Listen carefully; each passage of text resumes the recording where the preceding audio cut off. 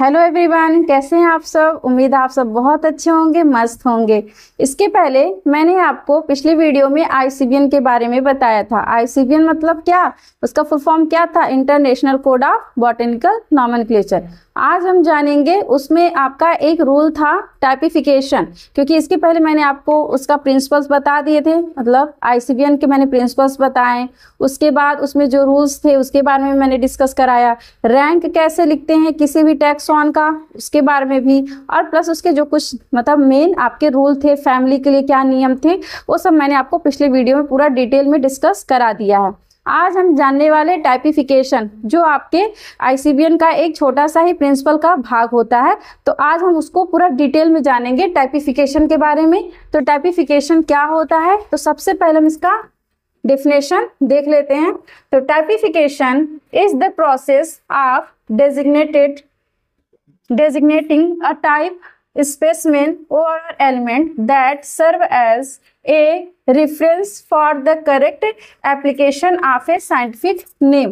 मतलब एक तरह से देखा जाए, जो यहाँ पे टाइपिफिकेशन जो होता है, आपका स्पेसिमेन का ये टाइप होता है, जो ऑथर के अकॉर्डिंग जिस प्रकार उसकी खोज की गई होगी उसी के अकॉर्डिंग इसका नाम दिया जाता है। तो वही होता है आपका टाइपिफिकेशन। टाइपिफिकेशन का मतलब ये कि टाइप ऑफ आपका स्पेसिमेन। तो ये बस एक प्रोसेस है, मतलब ऑथर के द्वारा खोजा गया एक प्रोसेस है, उसी को हम बोलते हैं टाइपिफिकेशन। और किसके लिए किया जाता है, उसके साइंटिफिक नेम के लिए। It ensures stability and uniformity in nomenclature. मतलब यहाँ पर टाइपिफिकेशन क्या है, आपका एक तरह से आईसीबीएन का प्रिंसिपल ही तो है। तो ये क्या करेगा, यहाँ पे जो भी हम पौधों का जो नामकरण कर रहे हैं, जो भी पौधे का नाम दे रहे हैं, वो क्या होगा, उसमें स्टेबिलिटी होगा और यूनिफॉर्मिटी होगा। मतलब आप स्थिरता होगी। आप दुनिया के किसी भी कोने में चले जाएंगे तो जिस पौधे का नाम आपके इंडिया में है वही सेम नाम आपके हर देश में होगा। कि जैसे मैंने आपको बताया था कि मान लीजिए हिबिस्कस रोजा साइनेंसिस हमारे इंडिया में गुड़हल को बोला जाता है, ठीक है।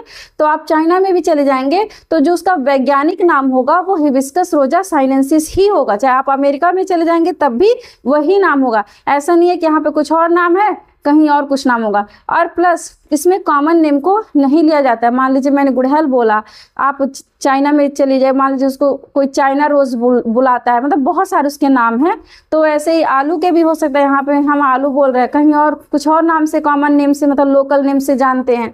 लेकिन अगर साइंटिफिक नेम अगर आलू की भी बात करें तो आपका सोलैनम ट्यूबरोसम यहाँ है, तो दुनिया के हर कोने में ही आपके पोटैटो का साइंटिफिक नेम क्या होगा, सोलैनम ट्यूबरोसम ही होगा। तो ये क्या करता है, एक तरह से स्टेबिलिटी और यूनिफॉर्मिटी प्रोवाइड करता है नॉमेनक्लेचर में, उस नामकरण में। तो ये हो गया टाइपिफिकेशन का एक डेफिनेशन। नेक्स्ट पॉइंट है the rules of typification are given by. मतलब अगर बात करें टाइपिफिकेशन का जो रूल है वो किसके द्वारा दिया गया है, आईसीबीएन के अकॉर्डिंग। आईसीबीएन मतलब international code of botanical nomenclature. और देखिए प्रेजेंट टाइम में उसको आईसीएन बोलते हैं, इसीलिए मैंने ऑब्लिक करके दोनों नाम यहाँ पर इंक्लूड किया है कि अब इस समय हम क्या बोलते हैं उसको, आईसीएन, मतलब international code of nomenclature for algae plants and fungi. तो ये हो गया टाइपिफिकेशन के कुछ इंपॉर्टेंट पॉइंट। अब सबसे मेन हमको यहाँ पे बात करना है टाइप्स ऑफ स्पेसिमेन, क्योंकि स्पेसिमेन के अकॉर्डिंग ही हम टाइपिफिकेशन को पढ़ते हैं। तो यहाँ पर सबसे पहला आपका टाइप आता है होलोटाइप। क्या होता है, होलोटाइप। अब होलोटाइप हम किसे कहेंगे, तो देखिए होलोटाइप का मतलब होता है कि जैसे मान लीजिए कोई ऑथर है, ठीक है, कहीं पर फील्ड में गया, किसी फील्ड में विजिट किया, वो क्या करेगा, बहुत सारे मतलब पौधों को वहां पे कलेक्ट करता है, बहुत सारे पौधों को। अब जरूरी नहीं हो सकता उसका फोटोग्राफ ले सकता है या उसकी हर्बेरियम बनाए, कुछ भी कर सके। तो वो क्या करेगा, जिस पौधे को वो सेलेक्ट करता है सबसे पहले पब्लिकेशन के लिए, मतलब उसमें से मान लीजिए उसने बहुत सारे पौधे लिए, लेकिन उसमें से किसी एक पौधे पर ही उसने रिसर्च किया, उसका नामकरण किया और उसको पब्लिश कर दिया। तो जो पहला आपका होगा वही होता है होलोटाइप। मतलब वो स्पेसिमेन क्या कहलाएगा, होलोटाइप कहलाएगा। The single specimen designated by the original author. मतलब जो ओरिजिनल ऑथर, जो पहला ऑथर होगा, जिसके द्वारा क्या होगा, कोई एक सिंगल स्पेसिमेन क्या होगा, डेजिग्नेटेड किया जाएगा एज द टाइप मतलब स्पेसमेन के लिए। एग्जाम्पल में जैसे the one specimen on which the description of a new species is based, मतलब लेखक द्वारा चुना गया एकमात्र यहाँ पर नमूना होता है, उसी को हम बोलते हैं होलोटाइप। अब आता है दूसरा आइसोटाइप। अब देखिए आइसोटाइप का मतलब होता है क्या, उसका डुप्लीकेट। होलोटाइप का डुप्लीकेट ही है आपका आइसोटाइप, क्योंकि मान लीजिए जरूरी नहीं है कि लेखक जिस पौधे को, मतलब जो ऑथर होता है, जरूरी नहीं है जिस पौधे को पब्लिश करना है बस वो एक ही पौधा लेकर आएगा, उसी का सेम और भी तो कॉपी ला सकता है, बस उसको पब्लिश नहीं करता। जब तक वो पब्लिश नहीं करेगा तो वो आपका स्पेसमेन क्या कहलाएगा, आइसोटाइप। तो duplicate specimen of the holotype collected at the same time and place, मतलब सेम प्लेस सेम टाइम में जो दूसरा और उसका अदर जो पौधा कलेक्ट किया गया होगा वही कहलाएगा आइसोटाइप। सिंपल सी बात है, बस ये जानिएगा आइसोटाइप क्या है, होलोटाइप का डुप्लीकेट होता है, ठीक है। और कब कलेक्ट किया जाता है, same time and same place पर। तीसरा आपका टाइप आता है पैराटाइप। अब ये पैराटाइप क्या होता है इसको देख लेते हैं। Additional specimens cited in the original description other than holotype and isotype, मतलब मान लीजिए ऑथर ने जिसको होलोटाइप जिसको बनाना था, जिस स्पेसमेन को, उसको होलोटाइप यूज करना था, लेकिन उन्होंने ना होलोटाइप को पब्लिश किया ना ही आइसोटाइप को, मतलब जो पहले टाइम में जो पौधों को लाए उसको उन्होंने पब्लिश नहीं किया, और उसके जगह पे उन्होंने क्या किया, दूसरा यहाँ पर स्पेसमेन को क्या कर दिया, पब्लिश कर दिया। तो उसी को बोलेंगे यहाँ पर पैराटाइप। मतलब क्या हो जाएगा, होलोटाइप के अलावा जो भी आपके आइसोटाइप हैं या जो भी हैं उनको आप क्या बोलेंगे, पैराटाइप। मतलब क्या हो जाएगा, additional specimen cited in the original description other than holotype and isotype.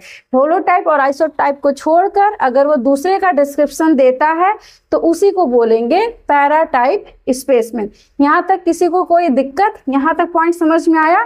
पहला पॉइंट था आपका क्या, होलोटाइप स्पेसमेन था। होलोटाइप का मतलब जो आपका सबसे पहले फर्स्ट टाइम जो प्लांट को या फिर स्पेसमेन को क्या करेंगे, पब्लिश करेंगे, तो वो होलोटाइप था। दूसरा था आइसोटाइप। आइसोटाइप क्या था, होलोटाइप का डुप्लीकेट था।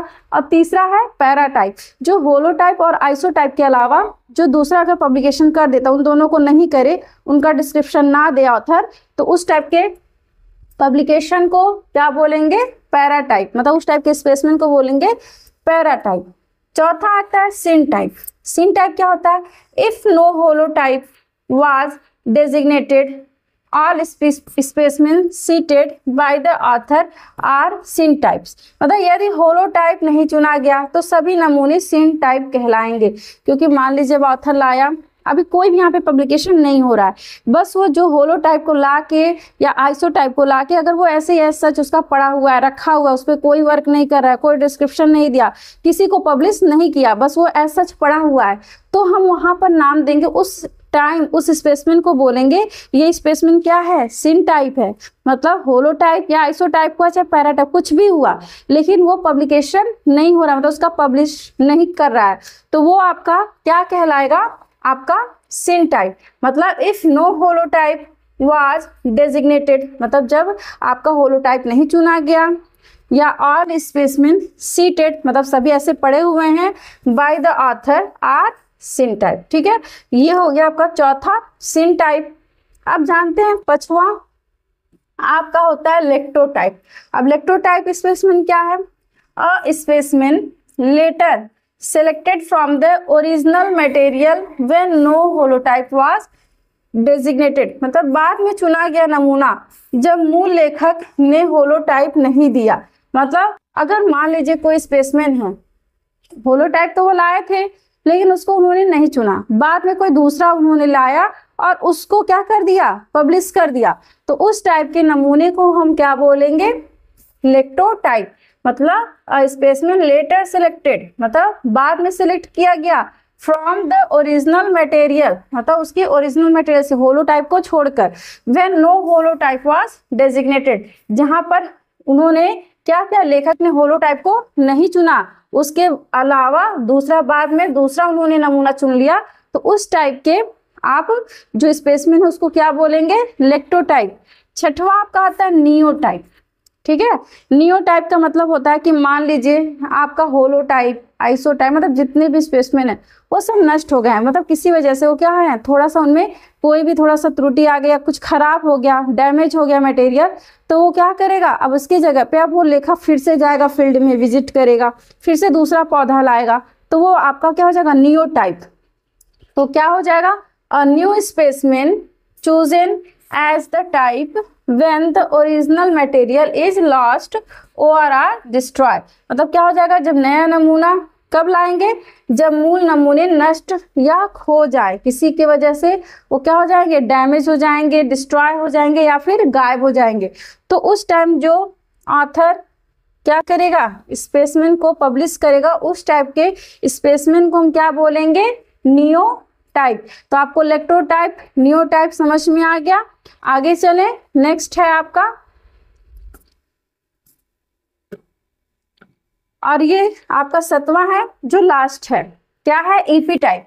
ये मतलब इतने इंपॉर्टेंट है इसलिए मैंने इनको ही बताया है। ईपी टाइप, ईपी टाइप का मतलब होता है specimen selected to serve as an interpretative type when the holotype, lectotype और a new type is ambiguous. मतलब अतिरिक्त नमूना जब मूल प्रकार अस्पष्ट हो, मतलब जब आप मान लीजिए ऑथर क्या कर रहा है, किसी होलोटाइप या इलेक्ट्रोटाइप या फिर कोई भी नियो टाइप को उन्होंने क्या किया, पब्लिश किया, लेकिन इनमें से वो कोई भी स्पष्ट नहीं हो रहा, सही से उसमें क्लियरिटी नहीं आ रही है, तो उसकी जगह पे फिर से दूसरा यहाँ पर स्पेसिमेन को पब्लिश किया जाता है, उसी को बोलते हैं ईपी टाइप। क्या बोलेंगे, ईपी टाइप। तो यहाँ पर एक बार हम आपको फिर से इसको समराइज कर दे रहे हैं, एक बार आप इसको देख लीजिए। सबसे पहला था आपका होलोटाइप। होलोटाइप में लेखक द्वारा चुना गया एकमात्र नमूना, जो पहला आपका फर्स्ट टाइम जिसको उन्होंने क्या किया, डिस्क्रिप्शन उसका दिया या पब्लिश किया। आइसोटाइप, होलोटाइप का क्या था, डुप्लीकेट था। तीसरा है पैराटाइप। पैराटाइप क्या था, होलोटाइप के अलावा दूसरा नमूना था उसका पैराटाइप। चौथा है सिन टाइप। सिन टाइप अगर मान लीजिए आपका होलोटाइप या आपका पैराटाइप ये सब क्या हो जाए, डिस्ट्रॉय हो जाए या डैमेज हो जाए, तो सॉरी क्या हो जाएगा, पैराटाइप और सिन टाइप। सिन टाइप का मतलब क्या होगा कि जब यहाँ पर स्पेसिमेन उन्होंने ऑथर ने जो होलोटाइप के लिए चुना था उसको ना चुन के वैसे ही पड़ा हुआ है, तो उस टाइम उस स्पेसिमेन को बोलेंगे सिन टाइप। पांचवा है इलेक्ट्रोटाइप। इलेक्ट्रोटाइप जब होलोटाइप को नहीं चुना, उसके अलावा उन्होंने दूसरा नमूना चुन लिया, तो हो जाएगा इलेक्ट्रोटाइप। नियोटाइप अगर मान लीजिए आपका स्पेसिमेन क्या हो गया, डिस्ट्रॉय हो गया, नष्ट हो गया, लॉस हो गया, कुछ भी हो गया, तो उसकी जगह जो स्पेसिमेन लाएंगे वो नियोटाइप होगा। 7वां लास्ट है आपका एपीटाइप। जब यहाँ पर आपका जो मूल आपका क्या हो, मूल प्रकार अस्पष्ट ना हो, मतलब जैसे मान लीजिए होलोटाइप हो गया, आइसोटाइप हो गया, इलेक्ट्रोटाइप हो गया, ये सारे जितने भी उन्होंने पब्लिश किया ऑथर ने, लेकिन उसमें क्लियरिटी नहीं होगी, तो फिर से इसकी जगह पे दूसरा पब्लिकेशन होता है स्पेसिमेन का, उसी को बोलते हैं ईपी टाइप।